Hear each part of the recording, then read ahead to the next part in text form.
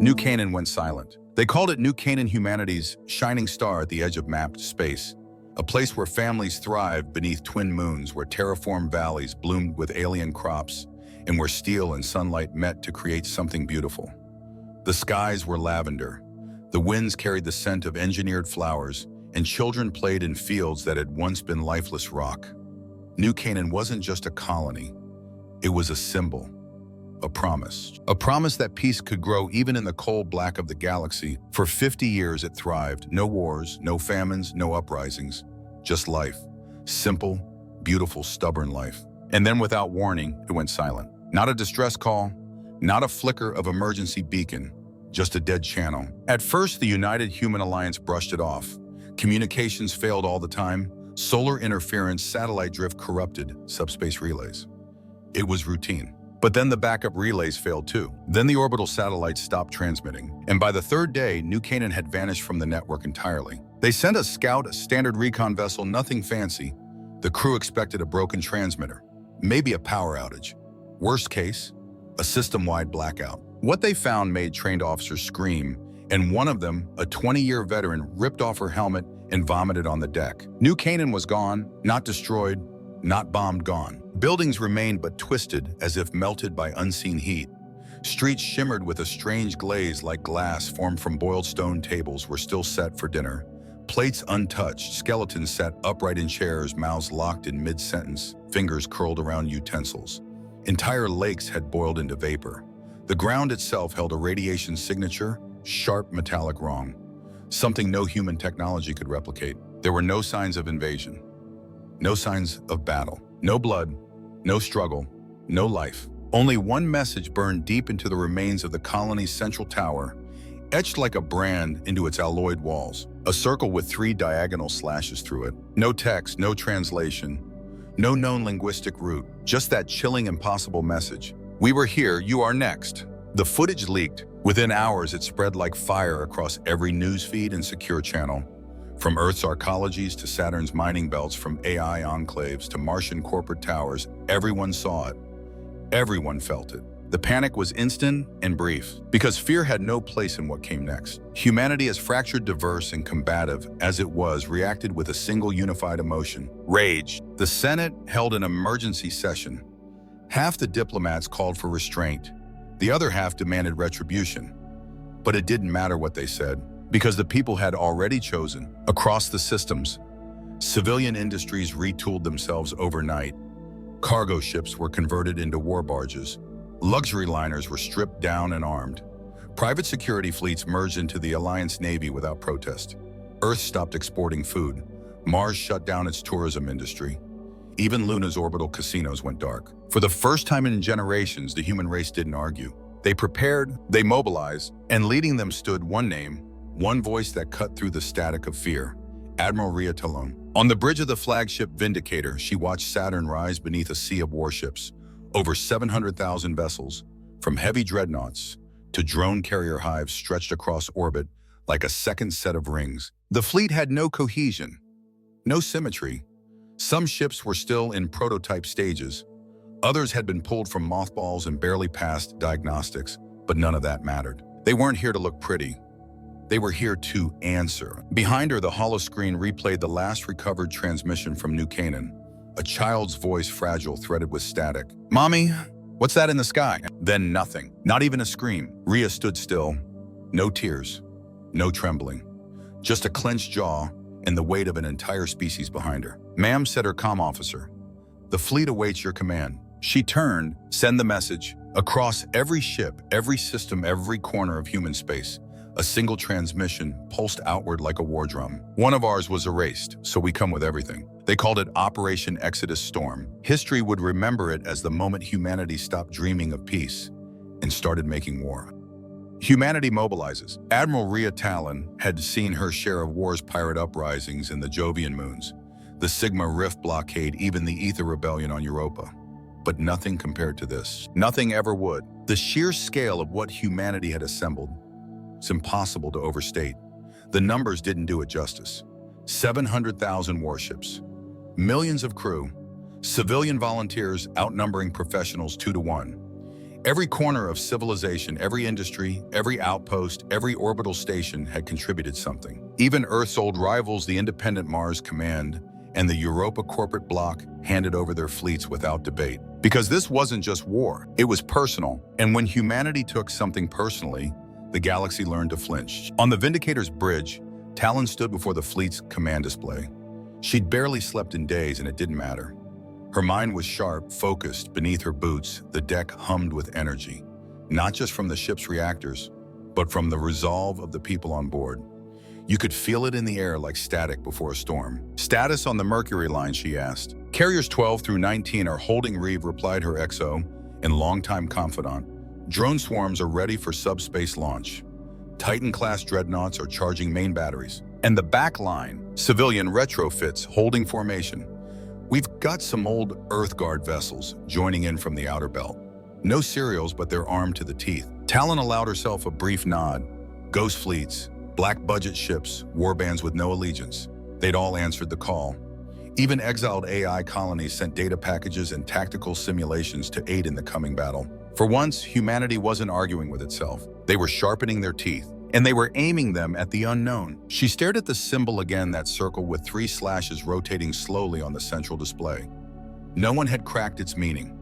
Not the xenolinguists, not the AI decoders, not even the psychic empaths of the DeepMind core. But they didn't need a translation. The meaning was obvious. We were here. You are next. That was a threat, so humanity answered. We're coming. Fleet-wide drills ran 24/7. Ship crews trained in zero-G combat. Emergency protocols were recoded and rewritten. Even children on outer rim colonies practiced blackout drills in case more colonies vanished. They called it wartime solidarity, but everyone knew what it really was. Vengeance wearing armor, across Earth, Mars, and every settlement in between. Life changed overnight. Restaurants emptied, nightclubs went silent. Construction halted. Factories belched steam and flame day and night. Massive transport arcs delivered armor, weapons, and vehicles in bulk to orbital elevators that ran like arteries to the staging fleets above. Journalists were embedded into warships. Propaganda channels went quiet. No slogans were needed. The images said it all. The melted cities of New Canaan, the skeletal families frozen mid-meal, and that cursed symbol seared into alloy. And over it all, one name kept echoing: Ria Talon. Her image appeared on banners, news feeds, recruitment ads. Not because she asked for it, but because she was it. The voice of Earth, the spine of the fleet, the woman who didn't flinch when faced with the unknown. She hated the attention, but she accepted the responsibility. "We've mapped 60 light years in all directions," Reeve said one morning during briefing. "Nothing, no subspace traffic, no signs of fleet movements, no encoded broadcasts. They're either hiding or waiting." Ria finished, her voice low. Reeve looked at her. "Still no name for them. Not yet. And until then, I'm calling them what they are. Cowards, hit-and-run monsters who don't even have the spine to announce themselves. You think they're watching. I know they are." She stared out the observation deck toward the fleet. So many ships, so many lights. It was like looking at a second galaxy made entirely of war. They hadn't mobilized this hard even during the swarm war that had been survival. This was message. From the far edges of explored space, a new trail had emerged, a subspace ripple pattern matching the one found near New Canaan. The energy signature was faint, decayed, but traceable. It pointed toward a system not found on any charts. They called it Ghost Sector 9. Talon stood before the fleet once more, voice broadcast across all command channels. "We don't know what's waiting for us out there. We don't have names, we don't have motives, but we have a graveyard behind us, and that's all we need." She stepped forward, her tone sharpened like a blade. "They hit us in silence. We respond with fire. Prepare for jump." Across 700,000 vessels, the stars began to shift. The storm was coming, and humanity would be the thunder. Into the Ghost Sector. Ghost Sector 9 wasn't supposed to exist. It wasn't on any star charts. No gravimetric anomalies, no recorded emissions, just a blank spot between map systems. A place so unremarkable that it had never drawn a second glance until now. And yet it was there, a dead star, dim and red, barely clinging to nuclear life. Planets hung around it like ghosts orbiting a dying candle. No atmosphere, no energy signatures, no satellites, just silence, the kind that made your skin itch. The Vindicator dropped out of subspace, first followed by the forward vanguard of the Exodus storm fleet. Thousands of ships emerged from rifts in space like sparks from a forge, forming battle formations across the sector's outer edge. Admiral Ria Talon stood at the observation deck, arms folded behind her back, eyes narrowed against the darkness. It didn't feel like empty space. It felt prepared. Ma'am Commander Reeve reported from tactical scouts have begun sweep maneuvers. No contact, no activity. Radiation levels nominal. But what she asked, Reeve hesitated. Everything's too clean. No debris, no dust trails. The system isn't just lifeless, it's sterile. That word lingered like a chill. Sterile, not natural, not random. Wiped, Ria turned toward the hollow table as feeds from the scout ships lit up. Visuals showed rocky planetoids, hollowed asteroids, and surface ruins that didn't look quite geological. Something had shaped them. Ancient maybe, or worse, artificial. All of it was cold still and watching. "We've got movement 1, pilot's voice crackled over comms. The bridge tensed. Clarify, object in orbit around the third planet. Geosynchronous, not natural. Can you identify negative getting distortion hole? Wait, it's a structure. Full fleet within 10,000 clicks. Ria ordered immediately. No lone ships. Eyes open. The fleet surged forward. Waves of warships gliding in perfect formation. As they neared, the object sensors screamed with contradiction. It looked like a ring, no a dome, or a scar. Circular, massive, half buried in the planet's decayed upper atmosphere. It glowed faintly blue, pulsing at intervals like a dying heartbeat. There were no visible thrusters, no hatches, no weapons, yet it felt alive. "Can't classify," Reeve muttered, running diagnostics. "Materials unknown. Shape is shifting, not visually, mathematically, like it bends logic around itself." Ria's eyes fixed on the object's surface. There it was, the symbol carved into the very center of the station's face, the same circle with 3 slashes only now. Kilometers across, invisible, even from orbit. Cold certainty gripped her chest. "We found them." Orders, Admiral Reeve asked. Ria didn't blink. "We're not firing." "Not yet. I want answers. Launch infiltration team. Elite Marines only. Bring recon bots. Map. Everything." Minutes later, drop pods streaked toward the station.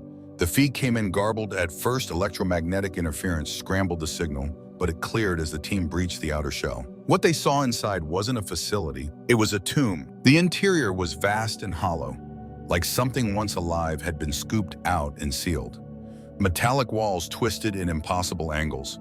Glyphs pulsed faintly when approached. Some corridors bent back into themselves, folding geometry like paper. No bodies, no defense systems.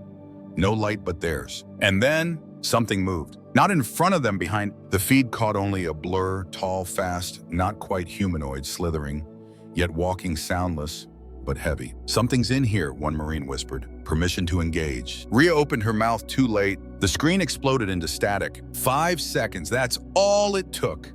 Entire squad, gone, not dead, not screaming, just gone, as if the signal had been cut with surgical precision. The bridge fell silent. AI systems couldn't re-establish link.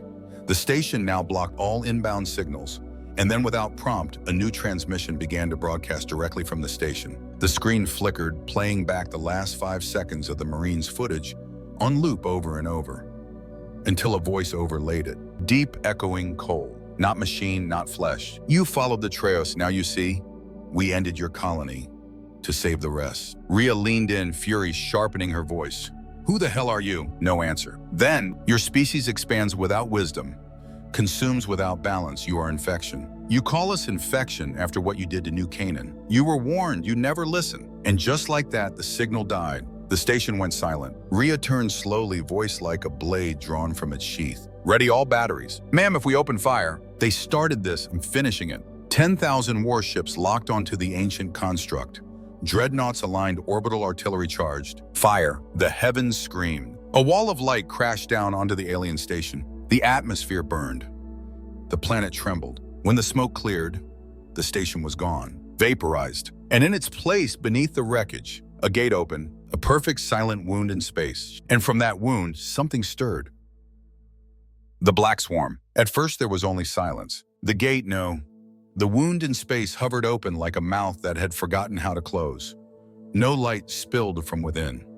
No energy spikes, no radiation, just that silent distortion hovering in the void where the station used to be. Then the stars shifted. Not gradually, but like they were being pulled, stretched, reshaped, picking up subspace tremors.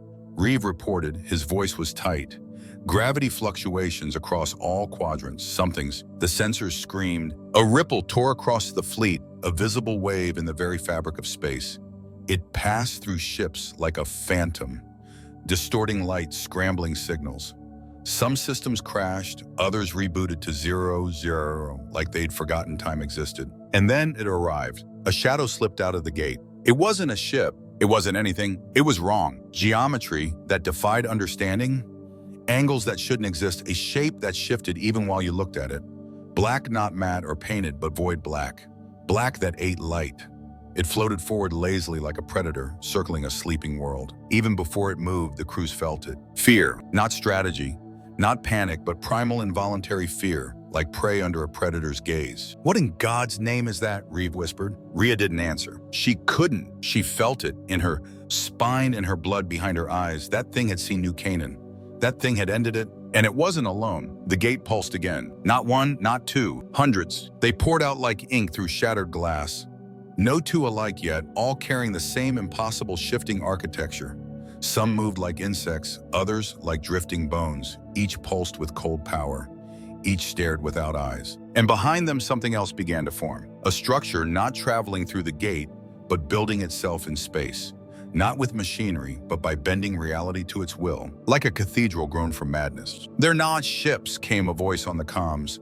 Dr. Ellen Voss from the Saturn Institute, patching in from the science vessel Parallax. Her voice trembled. Not in the traditional sense, they're organisms, but not biological. They're grown engineered, some kind of hybrid. Ria cut in. Can they be killed? A long pause then. I don't know. Then we find out. Suddenly, one of the black shapes blinked, not cloaked, not jumped. It disappeared, then reappeared directly behind a UHA cruiser. No time to react. The cruiser folded in on itself. No explosion, no fire. Just silence and then nothing. "Open fire," Ria barked, all batteries full spread. Across the fleet, war broke loose. Railguns fired, plasma torpedoes screamed across space. Nuclear lances lit up the void. Entire sectors turned into glowing hellscapes of weaponized fury. The black shapes were hit, some directly, but they didn't break. They shifted, hull plating twisted like liquid, absorbing kinetic strikes, morphing around energy beams. One ship took a Titan-class railgun shell. Directly its body buckled, then healed mid-spin as if the metal were muscle. "Standard ordnance, ineffective tactical," shouted. "They're adapting." "Then escalate," Ria snapped. "Bring in the Titans." 60 Titan-class dreadnoughts pushed forward massive floating fortresses, each carrying enough firepower to level a moon. They charged their singularity cannons, fusion coils glowing red-hot. Fire. The cannons lit up like artificial suns. One blast hit a black creature dead on. This time impact. The thing screamed, but not through sound. A psychic wave exploded outward. Dozens of officers across the fleet collapsed, bleeding from the nose ears. Even eyes. Some clutched their heads and screamed. Others simply fell silent and broken. But the creature died. It split apart, bleeding white light, then crumbled into glowing dust. The bridge of the Vindicator erupted in shocked cheers. "They can be killed," someone shouted. But Ria didn't cheer, because now they had attention. The rest of the swarm turned in unison. No comms, no signals, just movement. Like a hive, what followed wasn't a battle. It was a massacre. Human ships began vanishing. Not exploding, vanishing. Whole squadrons blinked out like snuffed candles.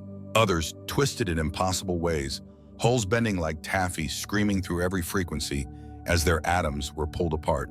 "They're not just killing," Reeve whispered. "They're playing." He was right. Every time a ship fell, the swarm reacted. Not with glee, but with ecstasy. The psychic pressure that filled the fleet wasn't anger.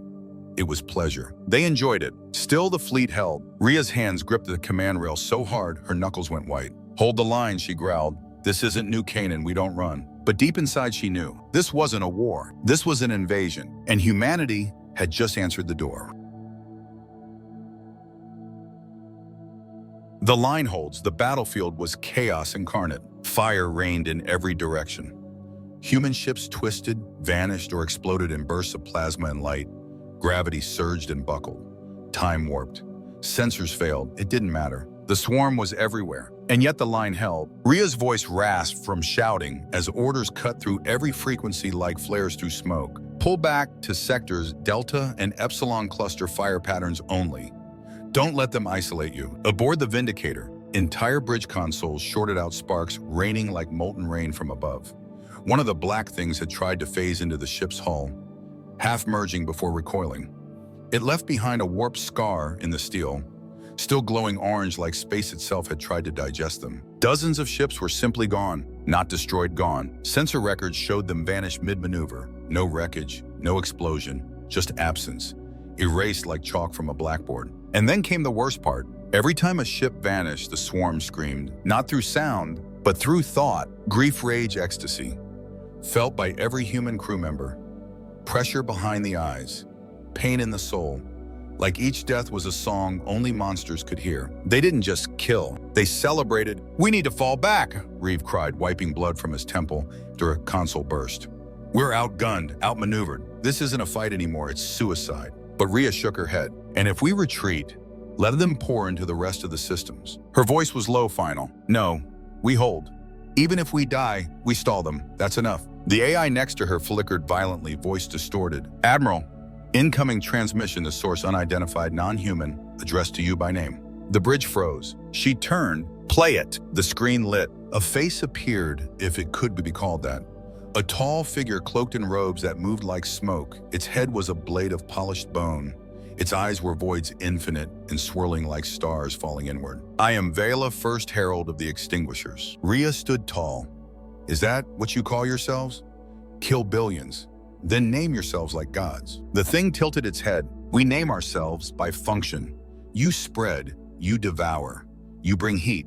We are the correction." She spat. "No, you're just butchers, dressed in logic. You are a flame, we are the rain." The transmission flickered. One colony was a warning. "You answered with 700,000 swords. You should have hidden, you should have begged, but instead you showed us your strength." Her voice turned steel. "And now you're scared. We do not fear, but now we understand what must be done." The signal died. A second later, 13 new gates opened on the edges of the system, each one wider than the last, each spilling more black ships. Multiple hostiles inbound, tactical shouted. 10 times our number minimum. This is an extermination wave." "No," Raya murmured, eyes narrowing. "It's a test." She turned to the comms officer. "Get me Admiral Genji on the Mars flank. Patch in Europa. Command Linky. Every surviving fleet captain. We're changing the rules." Within minutes, order returned to the chaos. The shattered human fleet reformed, not as scattered flotillas, but interlocked webs. Each squadron covered the next intersecting fire arcs, shared defense fields. They moved like one mind. Experimental weapons once buried in black labs were deployed without permission.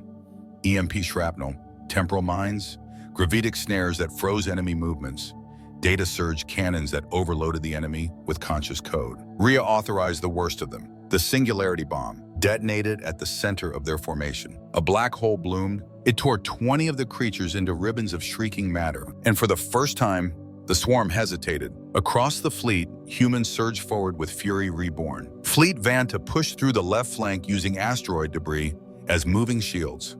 Jupiter's Edge dumped neutron rounds into the enemy core. Even retrofitted cargo freighters turned gunships fired with reckless abandon. Ria watched as one of the black ships reeled back, damaged and disoriented. "We're hurting them," someone breathed. But she didn't smile, because above the largest gate, something stirred. A shape too big for the eye to understand. Not a ship, not a fortress. A wound. Reality bent around it. Sensors died. Cameras went black. The stars disappeared. For exactly 13 seconds, every screen, every viewport, every external eye showed only one thing: darkness. And when the stars returned, something else came with them. Not a vessel, not a fleet. A presence, a god thing roaring, wreathed in physics that refused to obey. Its center pulsed with light, not born but watching, an eye. Alive, it stared into the human fleet and whispered, not in words but in knowing. "We saw your first spark, your first lie, your first war, and now we unmake you." Across the bridge, people screamed. Some fell to their knees, others clawed at their heads. One officer threw himself at the wall to silence the noise in his mind. But not Ria. Her ears bled, her hands trembled. And still she stood. She stared at the god thing and whispered, "You should have stayed asleep." Behind her, the Vindicator shuddered as two ships next to it were torn from existence. But the line held. It held because someone had to, because retreat meant extinction. And because in that moment, even as the stars bled, humanity chose to fight. The turning tide aboard the Vindicator, the lights flickered, emergency klaxons howling in the distance. Crew members staggered across the smoking bridge, dragging wounded rebooting systems screaming over half-dead comms. And yet, they still fought. Every ship left in the human fleet was locked in coordinated defense, a hive of steel resisting annihilation. The God thing pulsed above them, vast and unmovable, a bleeding wound in space. Ria didn't blink. Her vision was red, her breath ragged, but her will was iron. Status: 17 Titan-class dreadnoughts remain. Reeve reported one eye swollen shut. 72% of the support fleet destroyed or unresponsive. Multiple AI units have gone dark. Weapon effectiveness still below threshold. Another explosion rocked the hull. The Vindicator shuddered, bulkheads creaking like bones. "Then we keep hitting them," Ria said, but deep inside she knew it wasn't enough. Then a signal, a flicker of light, a tone on encrypted channels long thought defunct. The comms officer blinked. "Admiral, we're receiving a transmission source unknown, military encryption level Omega." From inside the fleet, she shook her head, pale. From behind us, and then they arrived. Hundreds of ships blinked into real space without warning, without signature. Their hulls were matte black, unmarked. Their shapes experimental, asymmetrical, like weapons forged in nightmares. They didn't fly in formation. They flew like predators. A voice filtered through the channel, calm and clear. "This is Commander Gra of the Acheron Ring. You wanted hell, we brought our own." Ria's eyes widened. She knew the name. The Acheron Ring wasn't military. It wasn't even supposed to exist anymore. A clandestine cell of human warlords. AI ghosts and black-budget engineers that had vanished after the Sol Reformation. Now they were back, and they weren't alone. Behind them surged ghost fleets. Ships once thought destroyed, salvaged from graveyards rebuilt by forgotten colonies. Independent Mars clans, rogue Jovian syndicates, exiled AI enclaves with glitched logic and lethal loyalty. And in front of them all, aberrants, humanoid ships, or rather living weapons. The result of illegal gene splicing projects, soldiers bred not to fight conventional wars, but to confront cosmic-scale threats. Their vessels pulsed with bioluminescent tendrils. Their minds were linked in unison, broadcasting emotion instead of orders. And they were singing, not through language, through frequencies that made unshielded crew members vomit blood. "They're ours," Reeve whispered. Ria nodded once. "They're ours." And then the swarm noticed. The God thing pulsed again, trying to adjust. Too late. The black tide of humanity's forgotten unleashed hell. A wave of unregulated, unpredictable, unapproved technology ripped into the battlefield. Pulse lances tore through alien hulls.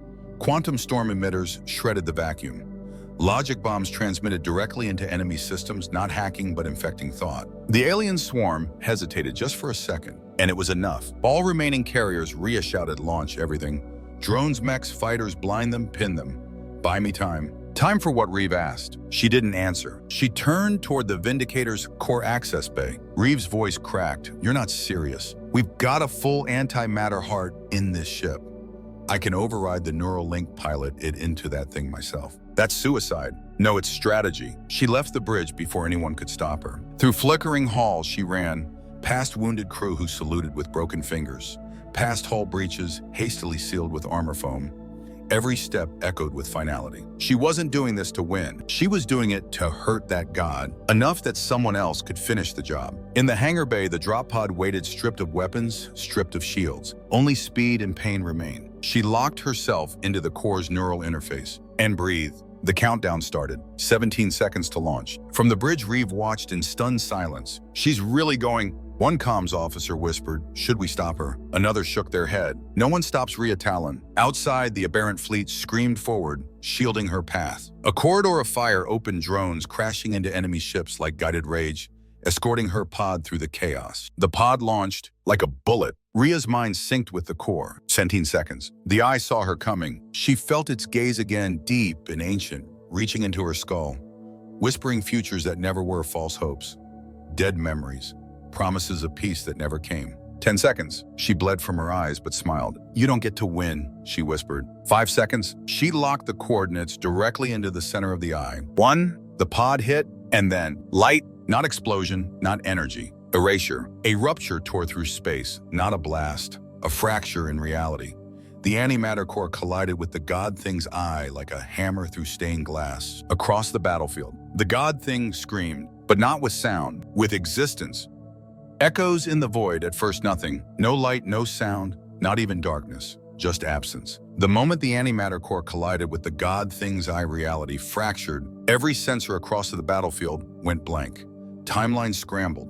For 6 seconds, the human fleet ceased to exist on any quantum layer the AI could detect. Then, a shockwave. It didn't move like a blast. It didn't ripple like force. It tore. Like a page ripped from a book, space itself screamed. Waves of displaced gravity, twisted light, and broken time slammed outward in concentric rings. Alien ships, black and monstrous, convulsed in the void. Many froze, others spasmed their liquid, armor bubbling as if boiling from the inside. And in the heart of it all, the God Thing bled. Not blood, not fire, but matter coming apart. Its impossible ring cracked. Segments shattered into jagged spirals. The eye blinked wildly, releasing silent waves of anguish that made entire squadrons retch mid-flight. And then, silence, not peace, shock. The black swarm faltered. Their unity broke, ships drifted in erratic patterns, untethered like predators who'd lost the alpha. Some simply stopped. Others collided blind and confused. On the bridge of the Vindicator, Reeves stared at a monitor that finally flickered back to life. He waited. 5 seconds. 10. Still no retaliation. Then a voice barely audible over the static. Not a signal, not a broadcast, just a feeling inside the mind. She's gone, but not lost. Reeves blinked hard as if shaking off a dream. Crew around him stirred. The psychic pressure was gone.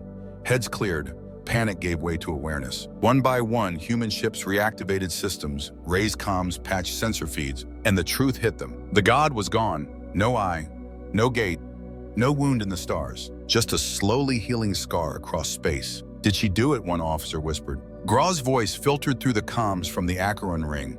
It trembled not with fear, but with disbelief. Did Talon end it? Reeves didn't speak at first. Then he rose from his chair. Shoulders slumped from fatigue, but eyes burning. She didn't just kill it. He looked at the flickering remnants of the battlefield. She woke us up. For days afterward, the fleet searched for Ria's pod. Nothing. No body, no debris, no signature. Only a data ghost, a residual neural echo, pulsing faintly across subspace frequencies. But sometimes, during FTL jumps, during moments of panic, during the edge of defeat, fleet captains would feel a presence, a whisper, a flash of clarity, a memory not their own, and a voice, soft, resolute, hold the line. And when the crater where the god had died, was mapped by long-range probes, it was jagged, chaotic, but unmistakable, a handprint, human, burned into the very fabric of space. Back on Earth, they built no statue, no face, no pose, only a monument, a void black arch, circular, standing in the middle of New Geneva. When you walked through it, nothing happened, except you changed. Veterans swore they felt it. Not divinity, not ghosts, humanity, unbreakable, watching, protecting. 17 years later, in orbit over Hellas Prime, a girl was born aboard a deep space research vessel. Her name was Ria Talon. She did not cry, not out of fear or shock, but because, as the ship's AI noted, her resting heart rate was that of a soldier mid-combat. She blinked for the first time. Shot on the third day. Strange, yes, but strange had become normal now. Ever since the collapse, the galaxy had changed. Historians called it the day the gods returned, but soldiers called it something else, the day we didn't break. The Celestial Guard was born in the war's aftermath, a new division of soldiers trained not just to fight alien threats, but the unexplainable. Every cadet wore a single mark over their heart, a bleeding eye inside a handprint. And across the rim world, stories began to spread of travelers rescued by a whisper in the dark, of lost ships turning back just before reactor failure, of guidance in silence, warnings without voice, and always encoded into nav logs. We are not alone, but neither are you. No one claimed credit, but everyone understood she was still out there, not alive, not dead. Something else, a guardian, a reminder. And so when a new alien force devoured 3 mining colonies in a week before Earth could even respond, it was not hesitation that met them. It was strategy. On the bridge of the Echo of Talon, now a fully armed command cruiser, Captain Ria Talon stood tall. Her eyes didn't blink. Her hand didn't shake. She ordered her fleet into formation, then turned to her comms officer. Transmit one message. Yes, ma'am. What should it say? She smiled, the same smile Ria had once worn, tired, bleeding, unbroken. 1 colony was destroyed. We answered with 700,000 warships. This time, make sure the universe is listening. And far beyond the stars, something listened. But it did not move. Because now the Void remembered humanity, and in the darkness of space just before another war began, a whisper passed through the systems of every listening outpost. We are awake. News of the battle didn't stay confined to Earth. Across the galaxy, eyes turned towards Sol. Empires that once scoffed at human ambition suddenly updated their defense protocols. Trade federations revised their treaties.